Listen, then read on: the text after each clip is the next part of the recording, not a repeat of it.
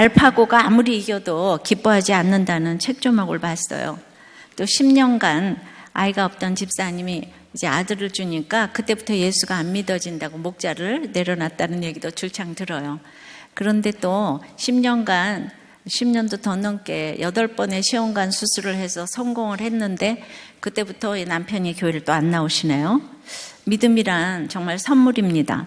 인생을 살면서 모든 환경이 좋아야 부활이고 감사가 아닙니다. 인생의 목적은 돈과 이김이 아니고 이제 거룩이에요. 그러니까 결혼의 목적은 행복이 아니고 거룩이라고 했는데 그런데 그러면 다 이 거룩이 무슨 뜻이냐고 물어봐요. 우리가 세상 말로 성숙이라고 할 수 있는데 우리가 그 철이 안 들어서 다들 성숙하게 살고 싶지가 않아요. 성경의 근데 주제가 거룩이에요. 이 거룩을 알려면 살아나신 예수님을 알지 않고서는 이게 불가능한 일입니다. 예수께서 살아나셨는데 첫째로 여기 부활의 스타 막달라 마리아가 있습니다. 1절입니다. 안식일이 지나면 막달라 마리아와 야고보의 어머니 마리아와 또 살로메가 가서 예수께 바르기 위하여 향품을 사다 두었다가 이제 마태복음에 의하면은 막달라 마리아와 다른 마리아라는 말에서는 이게 복수를 써야 하는데 이제 원어에 보면 3인칭 단수를 썼어요. 그거는 막달라 마리아가 주인공이라는 뜻이고 막달라 마리아가 무덤에 갈 때 다른 마리아는 그냥 따라갔다는 뜻이에요. 그러나 마가는 이 부활의 중요한 목격자로 그 헬라 문화를 염두에 두고 사회적으로 인정을 받지 못하던 그 여자 세 이름을 다 기억을 했어요. 그리고 또 이 여자 세 이름을 다 기록한 이유는 제자들의 배신과는 달리 끝까지 따르는 사람들이 여자들이었다는 거 언급했습니다. 제일 먼저 무덤을 보러 간 부활하신 예수님을 최초로 목격한 막달라 마리아는 단연코 부활의 스타입니다. 그래서 막달라 마리아에 대해서 한 4가지로 보겠어요. 부활의 주님을 보러 갔지만 첫째로 근심하면서 갔어요. 2절, 3절, 4절이에요. 안식 후 첫날 매우 일찍이 해도 들 때 그 무덤으로 가며 서로 말하되 누가 우리를 위하여 무덤 문에서 돌을 굴려주려 하더니 눈을 들어본 즉 벌써 돌이 굴려져 있는데 그 돌이 심히 크더라. 그 마가복음 15장 46절에서 47절까지 보면 부자 사람 아리마대 요셉이 예수를 장사하기 위하여 묘시를 내어주었다는 걸 알 수 있죠. 근데 요셉은 임몽까지만 하고 자기 할 일을 하러 떠났어요. 근데 예수님을 사모하던 이 여인들은 그 자리에 남아서 예수 둔 곳을 눈여겨보았다. 이 구절이 있죠. 이 여인들은 자신들보다 늘 예수님께 집중했고 예수님에게 관심이 많았어요. 그리고는 아침 일찍 찾아갔습니다. 이 여인들은 무덤가에 예수님의 시체에 바를 향유를 가지고 갔어요. 예수님이 살아계실 때 그분의 발에 향유를 이렇게 발랐던 여인이 누구였지요? 뭐라고요? 혼방 대답이 나옵니다. 그 나사로 누이 베다니 마리아였어요. 그 베다니 마리아는 늘 예수님의 발등상 아래에서 말씀을 듣던 여인이었습니다. 그러나 오늘 향유를 들고 온 지금 여자는 누구죠? 7 귀신이 들렸던 창녀 막달라 마리아입니다. 이 두 여성은 차이가 있다고 생각하는데요. 이 베다니 마리아는 학자들이 여러 말을 하지만 요한복음 11장 2절에 베다니에 사는 나사로의 누이라고 확실히 얘기가 나와 있어요. 그리고 향유를 이제 부었던 여자라고. 근데 다른 마가복음 또 마태복음에는 그냥 베다니 시몬의 집이라고 얘기하고 거기는 그냥 마리아라고만 나와 있어요. 그래서 저는 그 요한복음에 그리고 다 베다니는 다 똑같이 베다니라고 나와 있습니다. 그래서 저는 이거를 그 나사로 오빠 에서 예수님 밑에서 말씀을 듣던 그 여인이 베다니 마리아라고 이렇게 지금 해석을 해서 이 베다니 마리아는 제자들의 멸시를 무릅쓰고 300데나리온의 그 향유를 들고 예수님 앞에 왔잖아요. 그죠? 그리고 화향유를 발랐어요.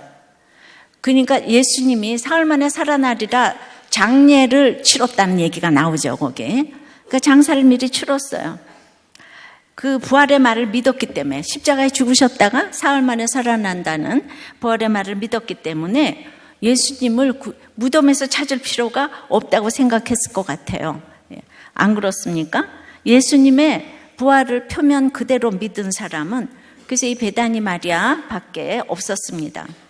근데 예수님 무덤에 막달라 마리아, 야고보의 어머니 마리아, 살로메가 모두 찾아왔습니다. 그런데 예수님을 그토록 사랑한 베다니 마리아는 오질 않았어요. 왜 오지 않았겠습니까? 저도 물어보겠지만 여러분도 천국에 가서 왜 안 왔냐고 좀 물어보세요. 어쨌든 베다니 마리아가 이 행한 일은 이 세상 끝까지 기념하여 전파하라고 주님께서 엄청난 칭찬을 이렇게 해주셨어요. 저는 예수님 발등상 밑에서 말씀을 듣는 실력이 최고의 실력이라고 생각합니다. 생생한 나사로 오라비를 통해 죽었다가 살아난 부활에 대해서 이미 마리아와 마르다를 양육해 주셨어요. 그러므로 주님이 시공을 초월하신 분이기 때문에 부활의 현장에 꼭 안 가도 됩니다. 이미 믿기 때문이에요. 이제 다시 본론으로 돌아가겠습니다. 막달라와 여인들은 무덤으로 향하면서 누가 이 무덤에 돌을 굴려줄까 근심하면서 갔어요. 복음을 전할 때는 듣는 사람의 거부 반응을 두려워하지 말아야 합니다. 아무리 큰 돌도 하나님께서 옮겨주십니다. 저는 누군가에게 복음을 전할 때 이 사람이 영접하지 않으면 어떻게 하나 갈 때까지 염려합니다. 그리고는 사람들 보는 앞에서 또 거절당하는 것에 대한 또 걱정이 있지요. 그러나 이런 염려들은 구원을 위한 염려죠. 그래서 그런지 복음을 전해야 될 상황에 가면 항상 돌이 이미 굴려져 있는 것을 많이 볼 때가 많습니다. 복음은 제 힘으로 전하는 것이 아니기 때문입니다. 하나님께서 갈 마음만 있어도 장애 요인들을 미리 다 제거해 놓고 계셨어요. 때로는 그런 곳에 갈 필요 없어 말하는 사람들이 있는데 부활을 믿지 못하는 이 제자들의 또 모습 아닌가 싶어요. 그러나 염려하면서도 가는 사람들이 이 여인들과 같은 사람들입니다. 그래서 제자들보다 훨씬 낫습니다. 제자들은 이 부활의 현장에 아무도 안 갔잖아요. 그런 그 돌이 치워져 있지 않은 돌이 다 이렇게 이제 장애 요인이 많이 있는 거죠. 전 두려움이 많아요. 그런데 이 거룩한 두려움으로 많이 바뀌어지기에 복음을 전할 때는 두려움의 돌을 이제 물리쳐 주시는 것 같아요. 적용해 보세요. 예수님을 증거하고자 할 때 하나님과 나 사이를 막고 있는 돌은 무엇입니까? 두려움입니까? 심각하지 않음입니까? 차차하지 뭐 차차마기 등 중에 무엇입니까? 두려움, 심각하지 않음, 차차마기. 자, 그녀들이 누가 돌을 굴려줄까 했는데 4절에 이미 돌이 치워져 있다고 했잖아요. 그래서 두 번째는 막달라 마리아가 시체를 찾는 거예요. 그러니까 십자가에 못 박히신 나사렛 예수를 찾았어요. 5절 6절입니다. 무덤에 들어가서 흰 옷을 입은 한 청년이 우편에 앉은 것을 보고 놀라매 청년이 이르되 놀라지 말라 너희가 십자가에 못 박히신 나사렛 예수를 찾는구나. 그가 살아나셨고 여기 계시지 아니하니라 보라 그를 두었던 곳이니라. 자, 왜 그럴까요? 예수님을 사랑한 그녀들은 지금 근심하면서 십자가에 못 박히신 시체이신 나사렛 예수님을 찾으려고 했어요. 그러니까 죽은 예수를 찾는 거잖아요. 그러니까 여전히 염려하며 슬펐고 그리고 이제 사랑했던 예수님이니까 시신을 보고 위로를 얻으려고 했습니다. 이 얘기는 어떤 분은 사별했을 때 날마다 아름답게 꽃을 들고 날마다 묘지를 찾아갑니다. 갔다 오면 4시간 이상 걸리는 곳을 날마다 간다면 시간은 예수님이고 시간을 함부로 쓰는 것은 예수님을 천히 여기는 것인데 이 아까운 시간을 이렇게 날마다 무덤에서 모두 이제 허비할 수가 있겠습니까? 이 유교적인 우리나라에서는 이런 걸 굉장히 아름답게 또 언급하더라고요. 저 역시도 하루 만에 간 남편의 죽음은 너무나 놀라운 사건이었지만은 구원은 그거보다 더 훨씬 놀라운 일이었어요. 근데 제가 날마다 말씀을 보았지만 순식간적으로 이 여인들처럼 죽은 예수님을 찾았기 때문에 이 병원에 있는 하루 동안 남편이 구원됐다는 사실보다는 이 죽음 자체에 관한 인간적인 그런 놀람이 더 앞섰어요. 그러나 하루 만에 성령님의 도움으로 천사가 말씀을 보게 하셨고 해석하는 은혜도 임하게 되었어요. 오늘 지금 청년 천사가 와서 너 왜 죽은 예수 찾니? 예수님 살아나셨다 이러잖아요. 저도 그동안 들어두었던 말씀이 없었다면 제가 어떻게 살아낼 수 있었겠습니까? 저도 그날 에스겔 말씀으로 그가 죽지 않고 이제 살았다. 정령 살고 죽지 아니하리라. 그런 말씀으로 제가 살았어요. 주님은 무덤에 계시지 않고 죽음을 정복하신 분입니다.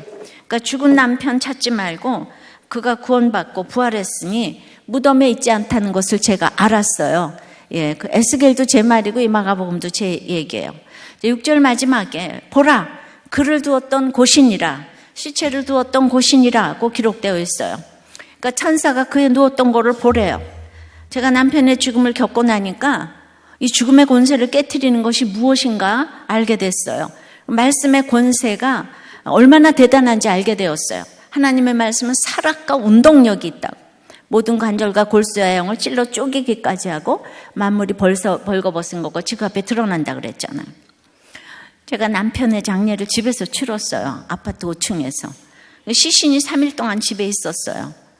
그런데 장지에 묶어와서 여러분들 이렇게 보료가 있던 자리에 남편의 그 관이 3일 동안 있었다가 그 다음에 떠났어요. 그러면 집에 와서 그 누웠던 곳을 보라 그러면 얼마나 무섭겠어요? 그런데 그가 스스로 헤아리고 그 행한 모든 죄악에서 돌이켜 떠났으니 반드시 살고 죽지 아니하리라는 말씀대로 남편이 회개하고 영접하고 갔기 때문에 제가 무섭지가 않더라고요. 어떻게 슬프지가 않겠습니까? 슬프지만 예수 믿고 갔기 때문에 무섭지 않았어요. 그게 제가 그 30대 예리한 몸으로 어떻게 그 안방에서 여전한 방식으로 우리 아들, 딸이 있으면 오늘 무서운데 셋이 같이 모여 자자 이딴 소리 안 하고 저는 혼자서 자고 아들 방, 딸 방 다 각자 셋이 각자 방에서 우리 방이 3개가 있으니까 다 각자 잤습니다. 이건 굉장한 메시지인 것 같아요. 근데 다들 막 남편이 죽으면 갑자기 하루 만에 가면 이사 가고 여기 생각나서 슬퍼서 못 살아 이러면서 시간을 여러분들이 낭비하고 사는데 저는 그 감정을 분명히 겪었어요. 그래서 하나님은 이런 구절에서도 말씀이 증인이 되라고 제 남편을 안방에서 가게 하셨다고 생각이 되는 거예요. 제가 어떻게 저 집에서 그것도 단독주택도 아닌데 아파트에서 장례를 치를 수가 있었겠습니까? 그 시신이 있던 자리에서 전이나 후나 똑같이 30년을 살았어요. 여러분, 부활하신 예수님은 무서운 분이 아니에요. 그러니까 예수 믿고 떠나면 그러니까 그렇게 무서운 게 아니에요. 사람이 죽었다고 무서운 게 아니에요. 빈 무덤이란 게 무슨 뜻입니까? 마호메트 석가 등 이 세상 모든 성인들은 무덤이 있어요. 빈 무덤이야말로 세상 종교와 참 생명을 가르는 확실한 징표입니다. 예수님은 죽음의 권세를 깨트리고 살아나셨어요. 실패하고 무능하신 분이 아니라 말씀하신 모든 것을 성취하신 분입니다. 주님은 누우실 필요가 없음에도 우리를 위해 누우셨어요. 그 어두운 무덤에 누우셨던 곳을 보라고 하신 것처럼 저도 남편의 구원을 위해 내 의지를 다 꺾고 누워야 될 일이 있었던 거예요. 구원을 위해 누워야 될 일이 있고 보라고 하기 위해서 60부터 90까지 암흑 속에 누워서 휘장이 찢어지는 이 간증이 필요한 거예요. 천사가 보라고 한 첫 사람이 여인들이 되었고 부활의 첫 증인이 되었습니다. 장례식에서 슬퍼하고 눈물 흘릴 수 있어요. 하지만 구원받고 영생에 들어갔으면 슬퍼서 울고 난리칠 일이 아닌 거예요. 내가 무서워하지 않아야 될 이유가 뭡니까? 나에게 사명을 주시기 위해서예요. 그렇다고 내가 우리 남편이 갔다고 죽음 무섭지 않다고 모든 것이 무섭지 않은 건 아니에요. 이 세상에 무서운 건 사람이에요. 여러분이 너무 무서워요. 남편이 죽은 건 안 무서운데 그냥 오직 무서운 것 여러분. 제일 좋은 것도 여러분. 자, 적용. 우리 사건에서 그러므로 죽은 예수를 찾습니까? 살아나신 예수를 찾습니까? 예. 나는 빨리 걷고 그것도 모자라 뛰기까지 했다. 늦게 자고 일찍 일어났으며 남보다 모든 일을 일찍 마무리했다. 늘 칭찬을 받으며 능력 있는 성공한 사람으로 인정을 받았다. 내가 제일 싫어하고 무시했던 사람은 느리게 걷고 게으른 사람이었다. 그런 나의 삶에 지진과 기근의 사건이 찾아왔다. 파킨슨병의 진단이었다. 이분은 너무 성공한, 지금도 너무 성공하고 계시는 의사 선생님이에요. 근데 이 병은 나의 삶을 완전히 바꿔버렸다. 빨리 걸을 수 없고 뛰는 것은 그냥 너무 힘들고 혼자서 셔츠 단추를 채우는 것도 힘들어졌다. 숙면을 취하지 못하니 낮에도 계속 하품이 나온다. 내가 제일 싫어하고 무시했던 게으름의 모습이다. 어제는 아들의 생일 전날이어서 축하하기 위해 외식하러 나갔지만 어지럽고 구역질이 나서 식사를 전혀 하지 못했다. 너무 또 슬프고 괴로웠다. 그러나 준비하지도 않았지만 성령님은 나의 입술을 열어주셨다. 2년 전에 대표 기도를 했지만은 나에게도 성도들에게도 그건 은혜로운 기도가 아니었다. 근데 지난주에 또 나의 파킨슨병을 나누면서 나에게도 공동체에게도 2주 전에 대표 기도를 하셨어요. 휘문에서. 근데 너무 은혜로운 거예요. 참 고난이 축복이에요. 그래서 이 고난이 축복임을 가족에게 선포하게 하셨다. 웅장한 건물이 아닌 발가락에 힘을 주고 걸을 수 있음에, 내 스스로 셔츠 단추를 채울 수 있음에, 나를 위해 기도하는 가족과 공동체가 있음에 감사함으로 하루를 시작한다. 적용하기. 큐티한 내용을 최소 주 2회 이상 아들과 딸과 나누겠습니다. 질병으로 힘들어하는 사람들을 위해 중보기도 주 2회 이상 하겠습니다. 여러분, 우리가 인생이 참 짧거든요. 이런 무너짐이 있어야 우리가 진짜 거기서 예수 그리스도의 징조가 나타나기 시작하는 거잖아요. 이것이 내 사건에서 시체를 찾지 않고 부활의 주님을 찾는 것인 줄을 믿습니다. 인생은 참 짧기 때문이에요. 생각건대 현재의 고난은 잠깐요, 장차 이루어질 영광은 좋게 비교할 수 없다고. 내일을 알지 못하는데 여러분들은 교만하시면 안 됩니다. 자, 막달라 마리아 세 번째는 사명을 주세요. 7절입니다. 가서 그의 제자들과 베드로에게 이르기를 예수께서 너희보다 먼저 갈릴리로 가시나니 전에 너희에게 말씀하신 대로 너희가 거기서 배우리라 하라 하는지라. 부활의 주님을 만난 사람에게는 어떤 환경이라도 사명을 주십니다. 주님은 이 여인들에게 엄청난 명령을 주세요. 예수님을 부인했던 수제자 베드로에게 살아나신 예수님을 보았다고 가서 전하라고 사명을 주셨어요. 수제자 베드로를, 이거 마가복음에만 나와요. 베드로를 회복하시기 위하여 이 천한 여인을 지금 쓰시는 거예요. 그러니까 너희에게 말씀하신 대로 내가 이제 갈릴리로 가겠다. 그러니까 먼저 말씀을 듣는 게 중요해요. 하나님은 약속을 반드시 지키시기 때문에 늘 말씀 보고 큐티하고 적용하는 것이 정말 우리가 사는 길이에요. 제자들한테는 그 갈릴리는 처음으로 주님을 만났던 장소이고 그리고 실패해서 주님을 버리고 도망간 장소이기도 합니다. 여러분 얼마 전에 했잖아요. 솔로몬 시대에 건축비로 그 갑을 땅을 주었는데 그 두로왕 히람도 싫다고 조루 줘버린 이 갑을 땅이 이제 드디어 등장을 하는 거예요. 그래서 이제 주님은 제자들을 이제 그들의 고향 갈릴리에서 만나주시는 거예요. 요한복음을 보면 예수님이 십자가에 달려 돌아가셨을 때 베드로가 이제 기가 막혀서 난 물고기 잡으러 갈래. 그랬더니 다른 제자들도 나도. 그래서 전부 다 흩어져 버렸어요. 이 비천한 여인만 무덤가에 오고 이제 다 흩어져 버렸어요. 생업으로 돌아갔어요. 그런데 예수님이 이런 제자들에게 다시 돌아오라고 말씀하시는 거예요. 내가 그 갈릴리에 먼저 가서 기다리겠다고. 예수님이 이 가불 땅 갈릴리에 가주심으로 이 가불 땅 갈릴리는 시쳇말로 완전히 주 안에서 강남 땅이 되었습니다. 제자들에게는 가기도 싫을 뿐 아니라 생각조차 하기 싫은 곳이 갈릴리예요.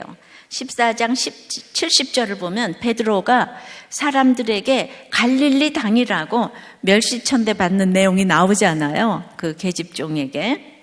그래서 베드로는 갈릴리가 싫어요.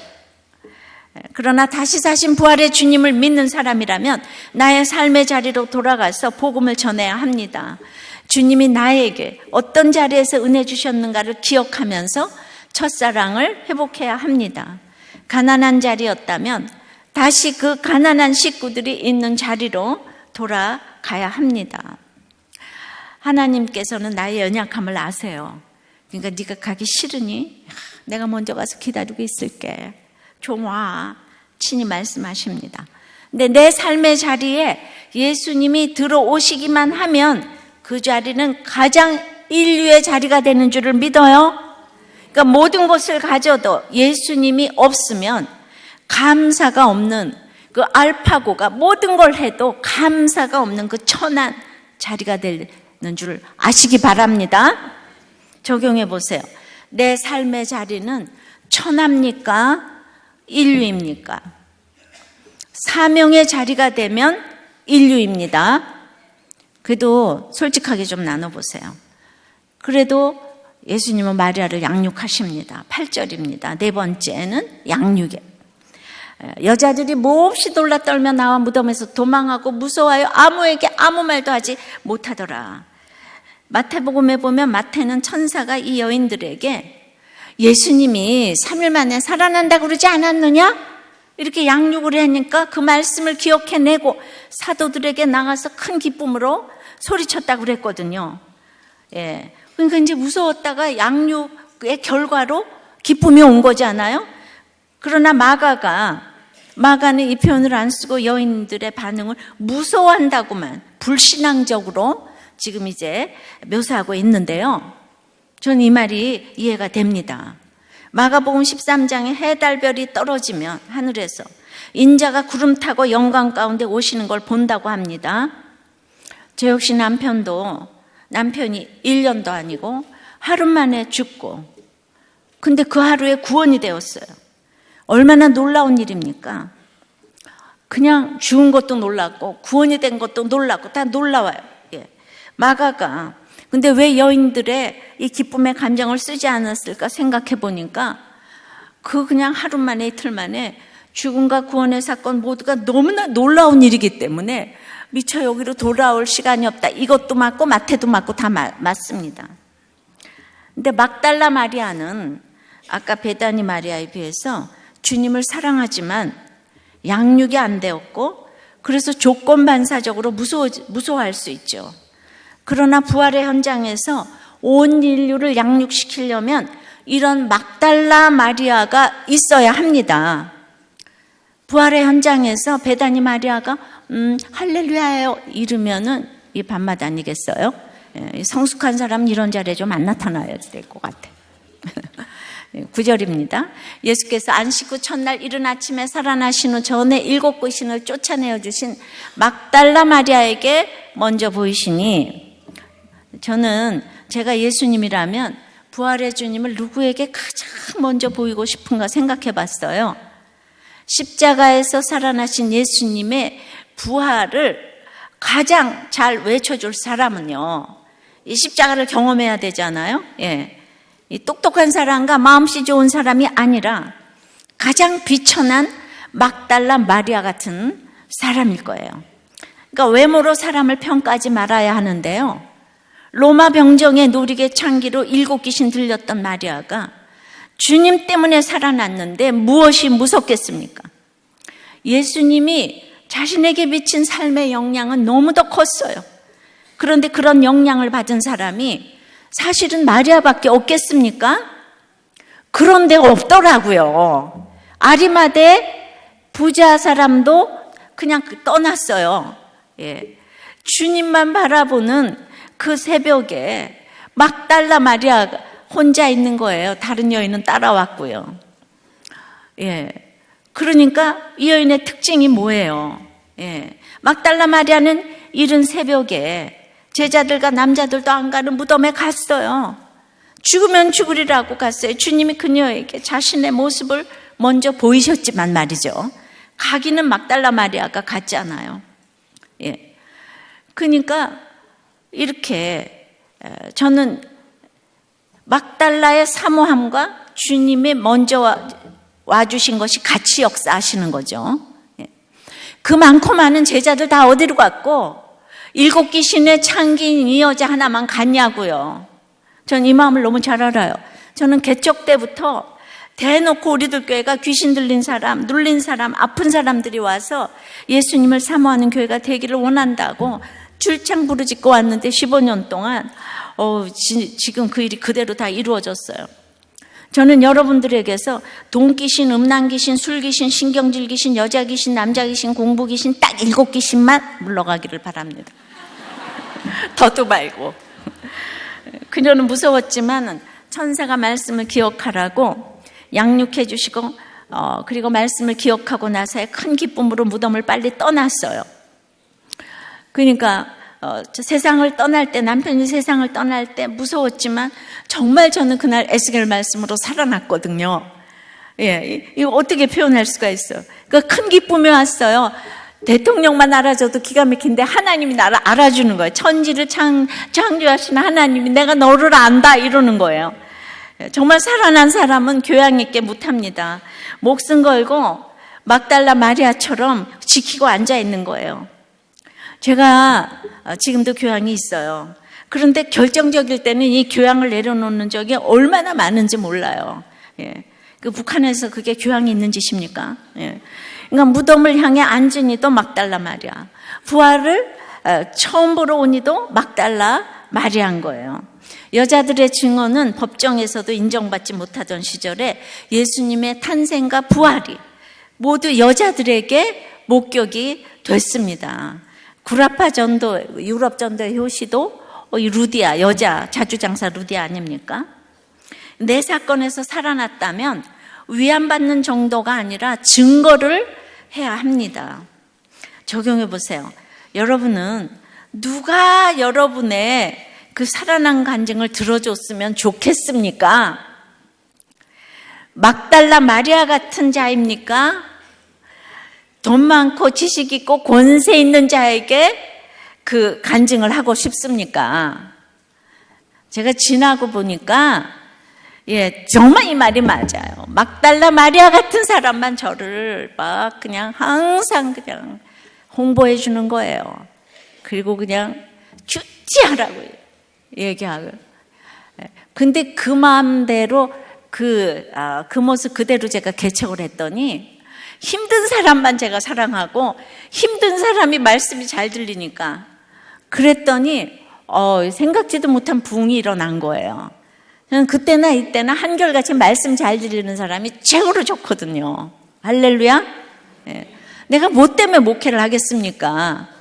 뭐 부자들에게 잘 보여야 될 일이 뭐가 있겠어요. 저한테 뭘 줄 것도 아닌데. 그리고 우리들 교회가 누구 어떤 부자가 헌금한 사람이 하나도 없어요. 우리 까마귀 군단 그냥 다 그냥 십시일반해서 이 교회 다 개척했고 특별한 거 한 적도 없잖아요. 보통 일반 재정으로 전부 다 이거 이렇게 빚 없이 지었잖아요. 그러니까 진짜 지나고 나서 보니까 내가 막달라 마리아를 그렇게 내 말을 전해줄 최고의 정말 그 스피커로 제가 그렇게 근데 나를 해달라 그런 게 아니고 그냥 내가 큐티를 하면 듣는 사람들이 그런 사람밖에 없으니까 저절로 그렇게 되더라고요. 자, 예수님이 살아나셨는데 두 번째는 이제 부활의 스타 막달라 마리아가 있으면 두 번째는 믿지 아니하는 제자들이 있는 거예요. 10절서부터입니다. 마리아가 가서 예수와 함께하던 사람들이 슬퍼하며 울고 있는 중에 이 일을 알림해 그들은 예수께서 살아나셨다는 것과 마리아에게 보이셨다는 것을 듣고도 믿지 아니하니라. 그러니까 이제 마가는요. 막 너무 창피하니까 제자들이라는 표현 대신에 예수와 함께 했던 자들 이렇게 썼어요. 너무 창피하잖아요. 그죠? 그러니까 11절에도 보면은 제자들이 예수님의 부활도 믿지 못했는데 예수님을 보고 온 마리아의 말도 믿지 않는 거예요. 죽었다가 살아났다고 해도 성령이 임하시지 않으면 안 믿어요. 왜냐하면 예수님의 부활을 증거하는 자가 지금 창녀잖아요. 그리고 귀신 들렸기 때문에 이제 더 믿지 못하는 거예요. 제가 이제 제 남편의 이 구원을 에스겔 18장 말씀으로 막 전한 거예요. 그냥 우리 남편이 갔는데, 그러니까 제 옆에 그 저와 같은 환경에 있는 이 여인들은 다 기뻐하는 거예요. 저는 이제 집사였으니까 집사 친구가 있잖아요. 다 기뻐했어요. 근데 제자들이 믿지 못했던 것처럼 많은 목사님들은 저의 에스겔 말씀을 듣지도 믿지도 심각하게 듣지도 않았어요. 평신도인 제가 이 에스겔을 막 읊어대니까 정말 집중해서 듣기가 이제 힘든 거죠. 예. 그런데도 불구하고 우리 언니, 우리 엄마, 우리 뭐 신우, 이모, 올케 다 좀 데려올 테니까 좀 말씀 전해달라고 해서 우리 집에서 검은 옷 입고 그냥 계속 간증을 했잖아요. 시간 정해놓고 너무나 많이 와가지고. 예. 그래서 그 목사님들께 제 에스겔 간증을 하고자 하는 것을 이제 포기를 좀 했어요. 3년 정도 지나니까 가까운 데서부터 인정을 받게 되었고, 제가 간증을 인정하는 이제 분들이 생기기 시작했습니다. 저는 성경 말씀을 볼 때마다 어쩌면 이렇게 다 내 이야기일 수가 있지? 엘리야를 봐도 내 이야기고, 마가복음을 봐도 내 얘기고, 에스겔을 봐도 내 얘기고, 그냥 요한계시록을, 창세기, 왜 저만 그렇겠어요? 여러분들도 그게 다 자신의 얘기인 거예요. 이슬람 문화에서 여성들은 사람 취급을 받지 못해요. 그래서 유언이 뭔가 하면 내 장례식에 여자가 오지 않게 해달라. 이게 유언이에요. 그러니까 법적으로 여성의 말은 효력이 없어요. 미국에서도 카드에 사인할 때 여자가 하면은 그건 무효가 될 수 있다네요. 미국이 예수 믿는 나라인데도 그러잖아요.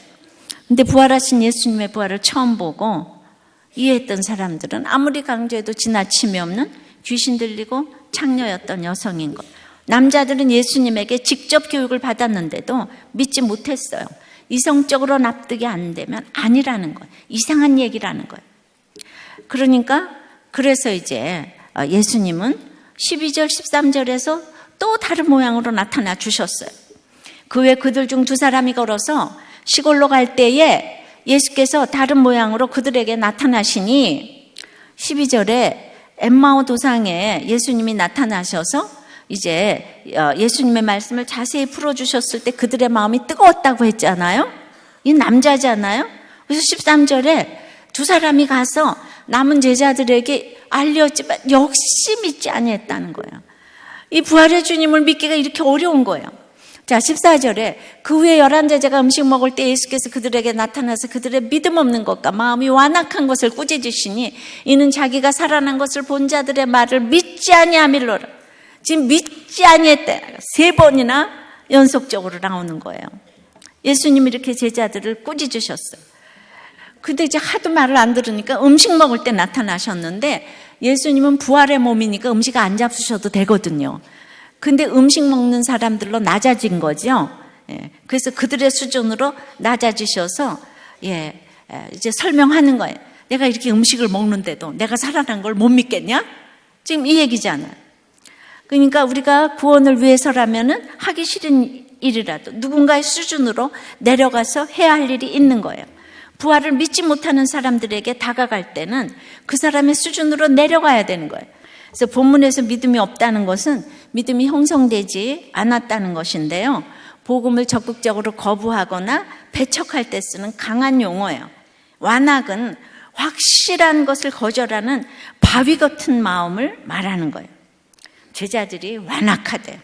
이 단어는 예수님이 제자들을 꾸짖으실 때 한 번도 사용하지 않았던 강력한 용어예요.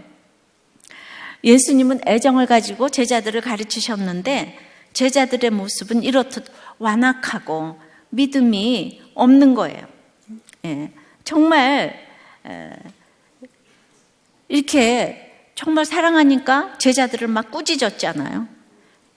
그 완악하다 그러면서, 야, 이놈들아, 너희들은 이 인간들아, 어찌 그렇게 마음이 완악하냐? 너희들은 어찌 그렇게 믿음이 없냐? 이게 굉장히 교양 있게 얘기해서 그렇지만은 이놈들아, 이 인간들아를 넘어서 너무 가깝고 사랑하니까 이 새끼들아 이래가면서 내 제자로서 3년을 살았는데 어찌 이렇게 완악할 수가 있느냐. 근데 여러분, 이렇게 예수님의 제자들도 살아나신 예수님의 소식을 듣고도 믿지 못했던 것을 보면서 너무 위로가 되시죠? 우와, 그죠? 내가 안 믿는 거는 당연하다, 야. 제자들도 못 믿었단다, 야. 예. 근데 죽은 자의 주님만 찾으면 낭비죠.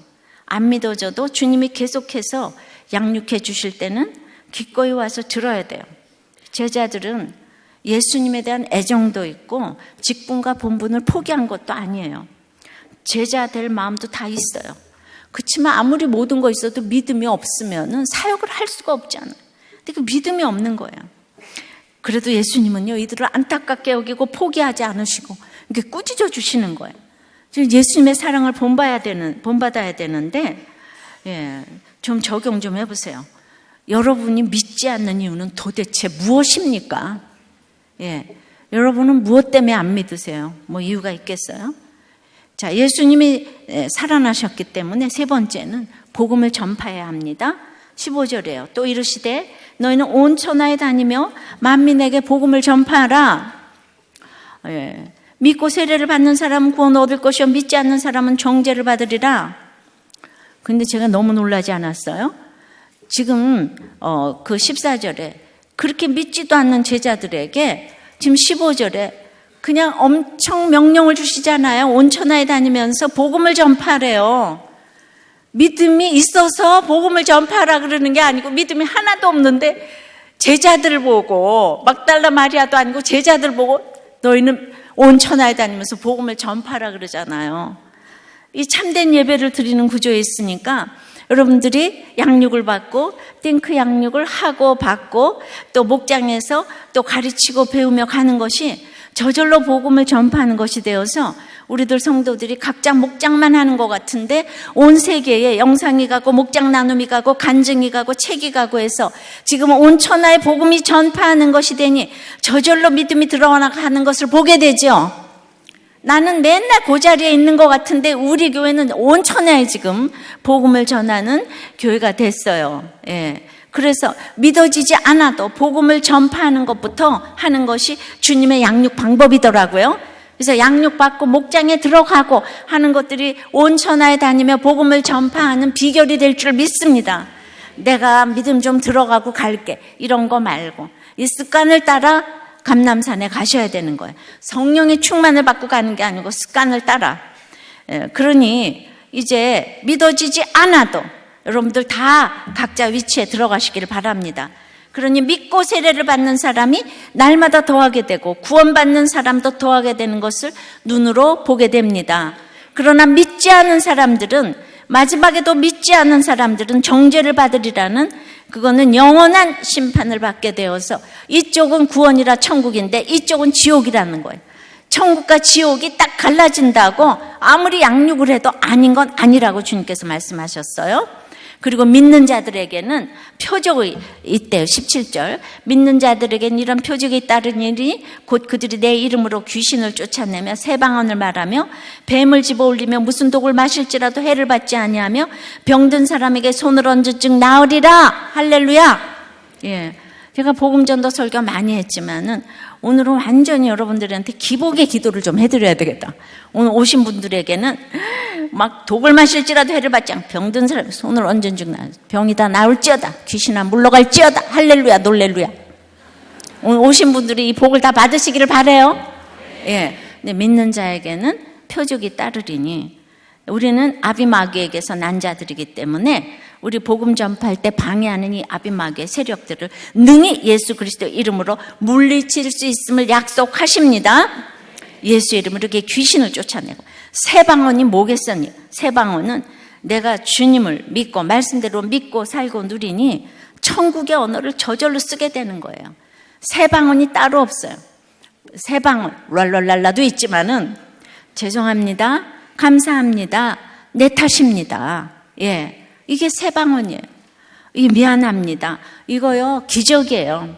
어떤 아버지는 딸이 재수 없다고 그래가지고 그 어린아이가 그래서 별거를 했대요. 그런데 서로 잘못했다는 소리를 안 하는 거예요. 이거 미안하다가 얼마나 우랄랄랄라보다 무서운 방언인 줄 아세요? 새 방언이에요. 여보 잘못했어요. 이거 무서운 방언이에요. 새 방언이에요. 그리고 이제 정말 서로 죄나 병을 낫기 위해서 서로 죄를 구하면은 오늘 손을 얹은 즉 나으리라 그랬잖아요. 무슨 독을 마실지라도 나를 미워하는 이 독을 다 나한테 봤을 때 그 독을 혼자서 다 받아내면 얼굴이 추하게 되잖아요. 그죠? 그런데 독을 마실지라도 해를 받지 않는데요. 성령의 영생의 이 부활의 주님이 딱 들어가니까 여러분들이 성령의 얼굴이 돼서 우리들 교회만 오면 다들 얼굴이 너무나 빛이 난다는 거예요. 광채가 난다는 거예요. 여러분들은 뭐 내가 이렇게 뭘 광채까지 뭐 이러겠지만 다른 사람들이 그런 걸 어떻게 해요? 예.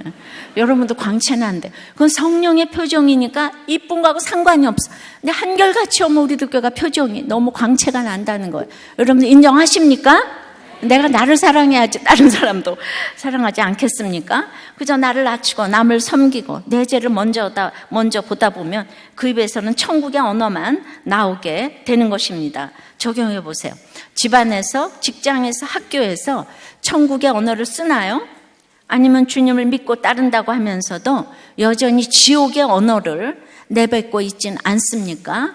그냥 못 살아, 죽고 싶어, 다 부셔버려, 불 지를 거야. 이거 다 귀신들이 하는 소리거든요. 이게 지옥의 언어를 쓰러 가만 안 둬, 다 폭파해버릴 거야. 그래서 맨날 사회면에 나오는데 어쩌면 우리들 교회 집사님들도 그렇게 쌈질을 해대는지 몰라요. 예. 자, 주님이 함께 역사하심으로 내 삶의 표적이 나타난 건 뭡니까? 새 방언입니까? 예, 독을 지금 버렸습니까? 미움을 버렸습니까? 나눠보시기 바라요.